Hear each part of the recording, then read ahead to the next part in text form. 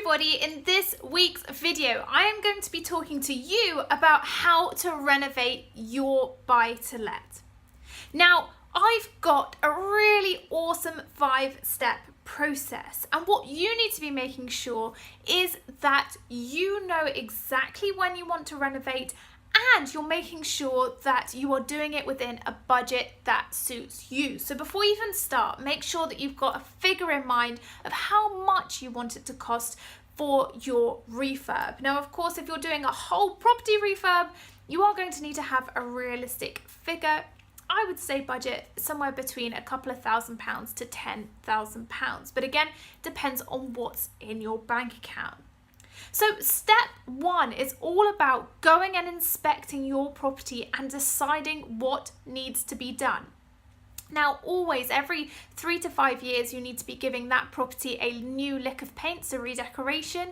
It might be worth putting a new bathroom suite in, recarpeting. Carpets need to be done at least every 7 to 10 years.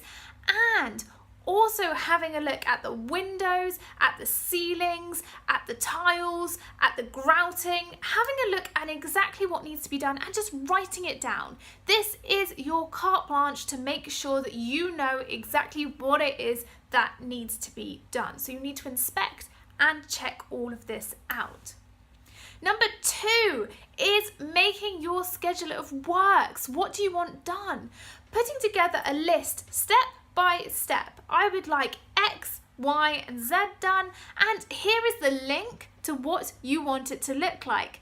Pinterest is fabulous here, and also going on suppliers' websites. I'm always on places like Victoria Plum or Amazon or Carpetright, checking out what I would like my carpets to be like, what I would like my bathroom suites to look like, so that when I'm sending my quotes to my contractors, they know exactly what I am looking for. So be as specific as you possibly can here. Step 3 is then sending this specification to 3 contractors that you trust. The reason for 3 is so that you can get comparable quotes and making sure that you are getting the best price for your works. Of course, you're going to have to arrange for these contractors to go into your property, but try and make it as soon as possible so that this doesn't just get left in limbo and they forget to go out and have a look. So organize that and make sure all 3 of them go through.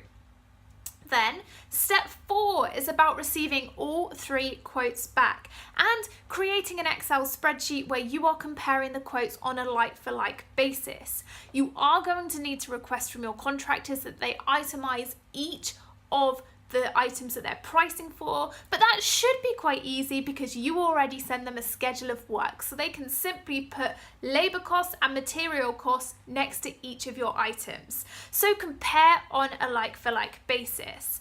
Then what I want you to do is I want you to pick your number 1 contractor. So this is step 5. Pick your contractor that you want to use. Then I advise you phoning them up and going through the quote on an item by item basis, making sure that you definitely need to do it and you are getting the best price.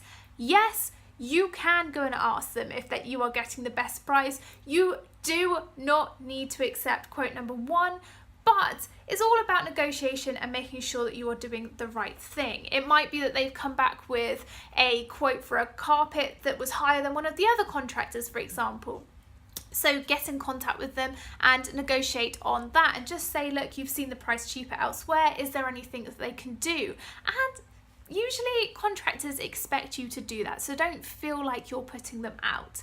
But that's again why it's so useful to compare contractors on a like-for-like basis so that you can do that. Make sure that you are always getting the best price. Then, once you've agreed it and a price that you are happy with, it's time to book in the date. So as soon as your current tenants are moving out, it's time to go in and for that contractor to go in and get it done. As you're agreeing this, make sure that you also get a timescale from them so that you know when it's appropriate to either start marketing your property or putting it on the market to sell. So that is my top 5 tips of how to renovate your buy-to-let. Has this video been useful to you? If it has, click like below and don't forget to follow this YouTube channel because I'm always here giving you buy-to-let investors and landlords the best tips about being in the property industry. And I also want to hear from you. How have your recent renovations gone on your buy-to-lets? Post in the comments section below what you've done and how you've done it. Let's get the conversation started here. This is what it's all about, making the property industry the best place to be. And finally, don't forget to head on over to my website, ncrealestate.co.uk. It is full of goodness for landlords and property investors. It's all designed to make sure that you are building property portfolios that hit your goals. So head on over there right now.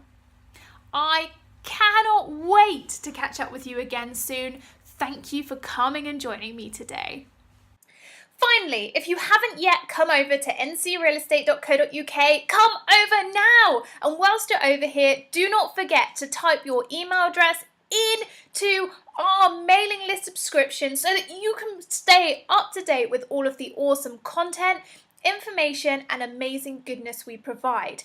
And have a look around. Check out all of our free resources to help you, landlords and property investors, to expand and grow a property portfolio that hits your goals.